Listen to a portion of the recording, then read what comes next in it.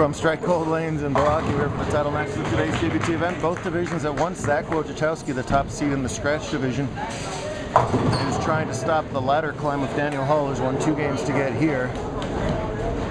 Zach's got 1-0 through 5. Daniel will be working on a double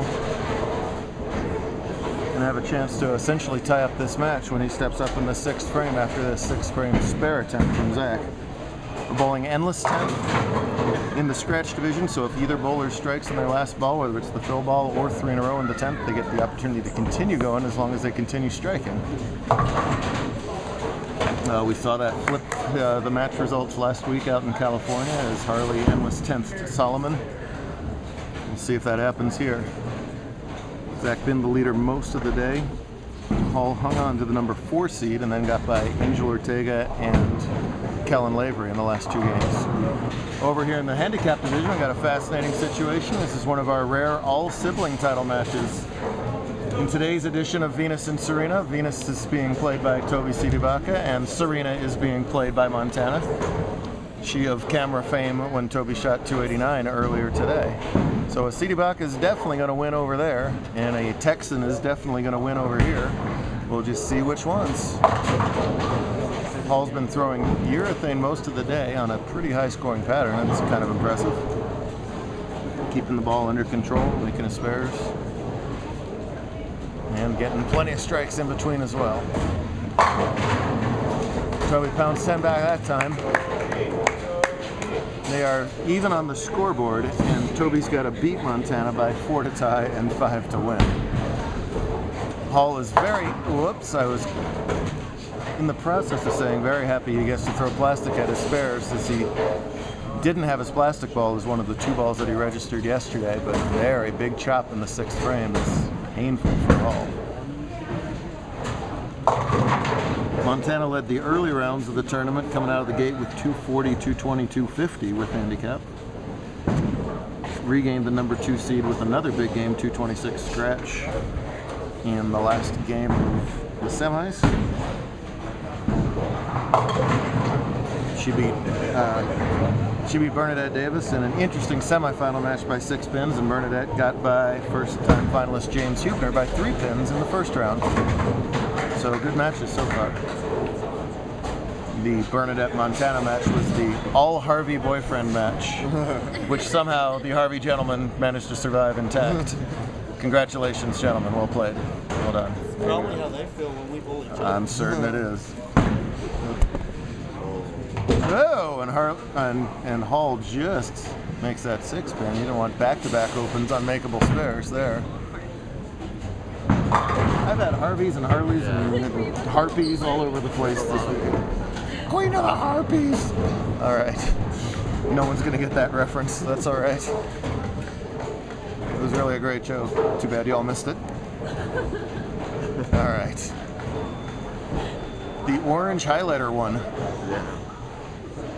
When he finds his look, he can strike as much as anyone on tour. And saws that rack apart.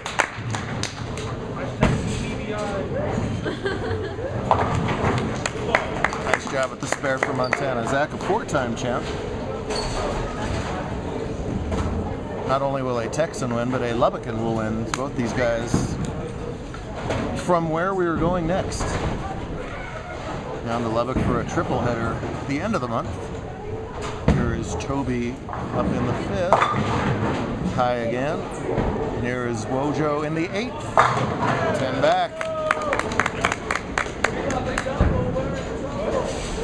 He's pulling out to a 34-pin lead, but remember, no lead is ever safe in endless 10th. Kellen finished his semifinal game at 167 and ended up making it interesting. He needed 6 in a row, which would have essentially been 7 in a row to win it all. He got 4 of them. Oh, and another easy miss spare. As Toby whiffs that 3-pin. Hall right back with 10 in the pit there. Answers the bell there. He can still strike out for 214. Wojo going at a 217 pace.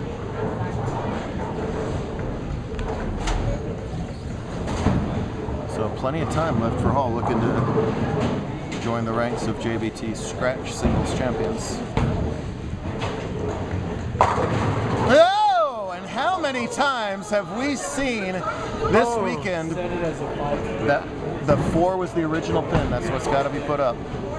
Half 10 for Hall.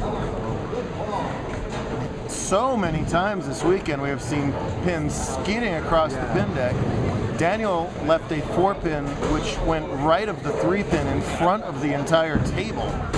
Earlier, she got to reset and shoot as a 4. Don't know exactly what the characteristics of the house are that would make that so prevalent here. Daniel's got to pick up the single pin, and he does. So now he maxes for 194. So he's going to need that endless 10th. Play some interesting mental tricks on you because you already know you've got a strike on your fill ball, but you got work to do before you even get to said fill ball. So Toby will shoot at the, that was about a 46 pin, not a 4 pin. Somewhere in the 40s.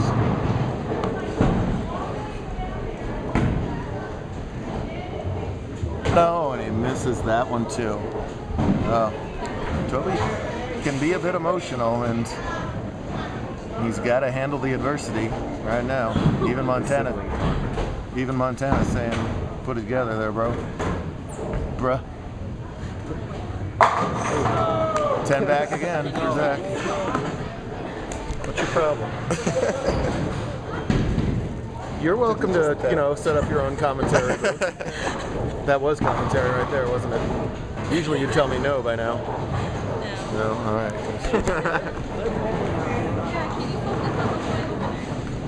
Who's broadcast? Oh, okay, just checking. Mojo wants every one of these hits to put as much distance between him and Daniel as possible. But, wow, that was a huge break. Let's go. He didn't get the strike that he wanted, but a much more makeable spare, which allows him a chance to get the endless 10th himself, which is sort of insurance when you're the bowler that's ahead. So that a potentially really big break getting that 10 pin out.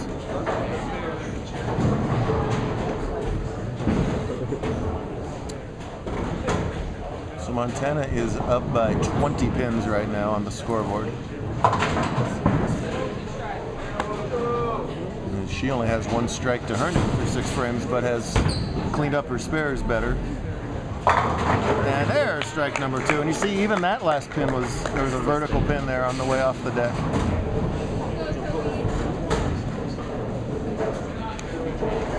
Toby had the best string of the day as he had the front 10 in game 4. Finishing off with that 289 that we mentioned. Potentially huge fill ball. We saw Solomon's seemingly inconsequential fill ball come back to bite him last week, and he does get that strike in the fill. So 227 with the endless 10th.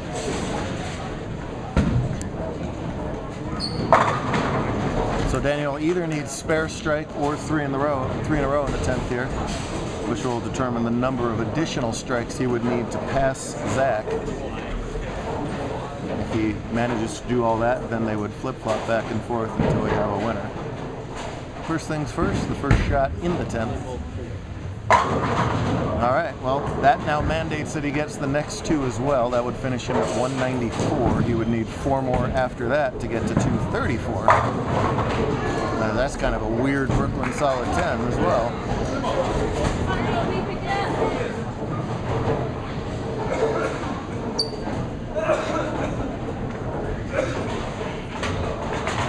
Paul's going to take a nerve-settling re-rack.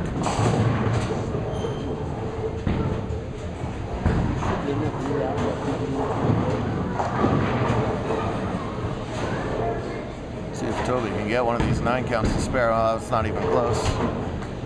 Oh, he's overthinking it right now. Stop trying so hard. Good job. What? You did it. We need this strike to make this interesting. We don't have it. Daniel is down. And Zach's title count is up by 1. And another skidded pin over there, only by a couple inches, as Montana gets an 8 count. Hall's excellent run will come to an end in 2nd place. That counts right where it is. That's an 8 count right where it is, yes. All finishes up at 193 for another runner-up finishes. Scratch wins will come. But Wojo has it all.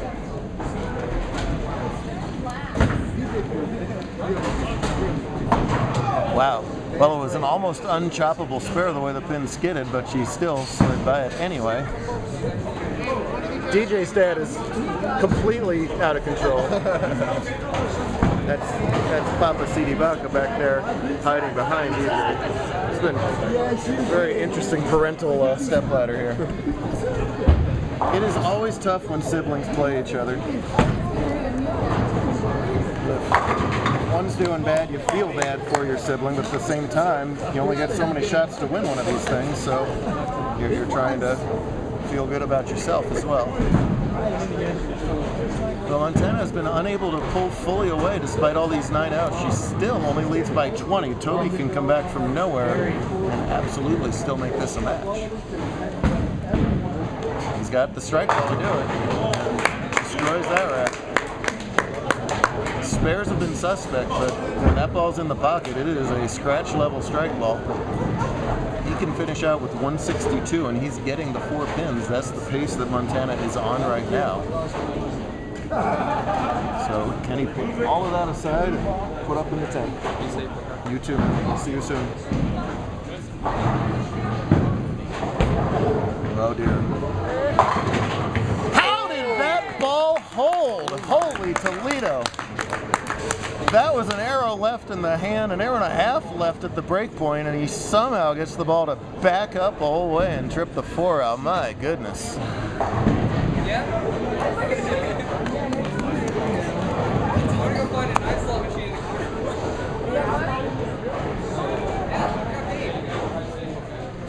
Well, can he capitalize on it here? I think that's better. Well, no. He made sure to get that one out at least, but didn't quite grab it with the wrist. So what does that finish him at? 150 even with the spare? Yes.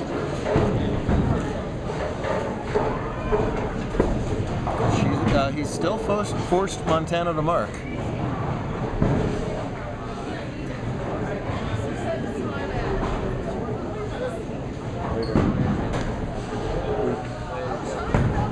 Always a pleasure, sir. We'll see you there.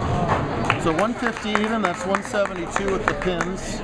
So Montana needs 155. She would 9 out for 150. So virtually any mark, and Montana wins her second.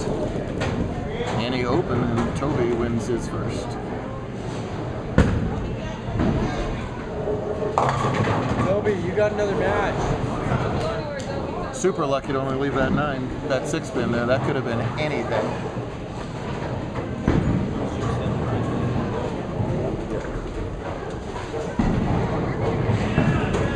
Toby, 60 feet away from a win. Spares have been a little hard to come by from this match. Here's the shot, and there is the title. No pin is easy when it's difference between win or loss on that single pin. Toby.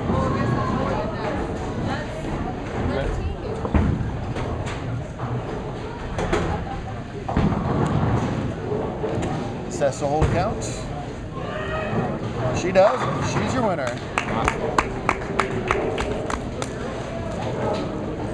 188 to 172 is your final. Great stuff out of all of them. Montana wins another one. Whew. Exciting stuff here at Strike Gold. Hug it out! Oh, it happened. Yeah, that's right. It's the end of the CD Baca name, apparently. There we go. Good stuff here. We'll do it all over again at Cliff Castle. We'll just go casino to casino week after week.